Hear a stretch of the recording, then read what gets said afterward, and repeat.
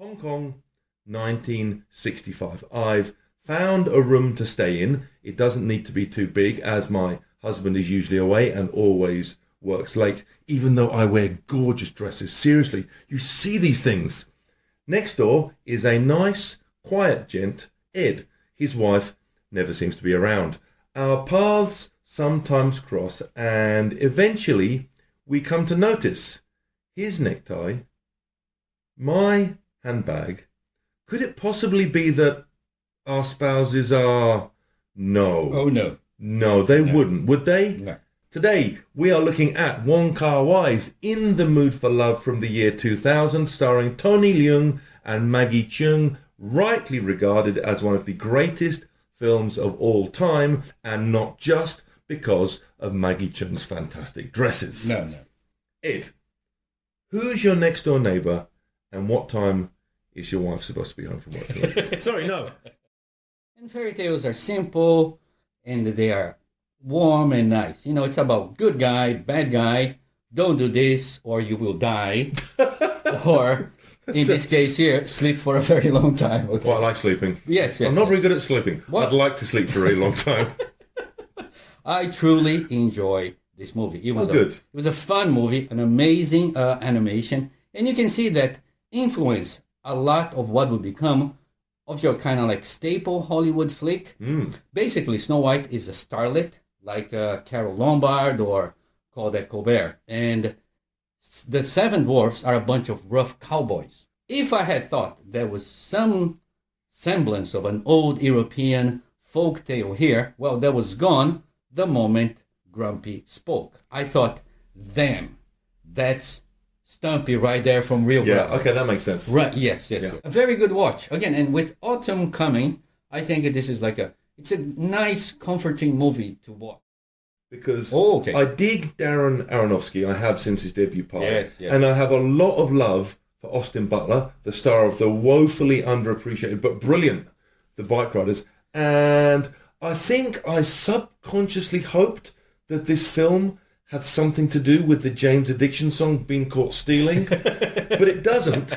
The title instead references baseball, but I didn't let that put me off. Okay. And I had a great time, especially when Vincent D'Onofrio and Liev Schreiber started doing their thing, and I'll get to that. And in the third act, I told you I'd get back to this, in the third act, when Vincent D'Onofrio and Liev Schreiber start doing their Hasidic Jew, funny but terrifying gangster thing, it became great and great fun. So, an outside shout out for one of the most fun films of 2025, Caught Stealing. A rice ball. You're barbarian. I was a teenager in London, Jeannie Macaroon. Right. I still get that thrill from a new film or novel now. Seriously, I do. Okay. I mean, maybe less so, as I've seen a bit more of the world and a lot more books and films and rice balls. And rice balls, yeah. But In the Mood for Love is perfect in that sense. This is a simple, powerful story of people who could be you and I, but who live in an otherworldly but wholly tangible, relatable place. From the big, I mean, the living conditions, the working relationships, the foreign travel, to the small, the translucent green teacups, the evening pastimes, the soul food.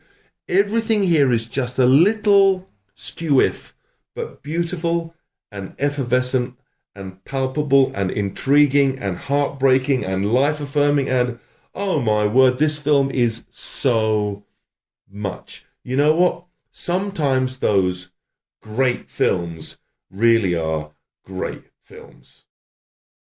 I am going to give you a famous landmark and 3 films in which it appears, and you tell me of those 3 films which is the great film. or you can pick a different film that features that landmark if you can think of one, whatever. Doesn't matter. Anything goes. Okay. Today's game is called Around the World in 3 Bamboozlements. Number 1, Mount Rushmore. Alfred Hitchcock's North by Northwest.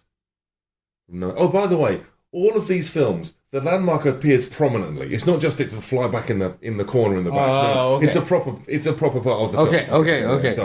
Okay. North by Northwest, 1959, Alfred Hitchcock. Nebraska, Alexander Payne, 2013, or Superman 2 from 1980. Thank you very much for listening. We are the Accidental Film Club podcast, only delivering great movies with no spoilers and plenty of romance. You gave away the whole Clark Kent thing. This week we dare... How can you live with yourself? I don't know, man. Sometimes... How do you sleep at night? Sometimes my wife wonders too, okay?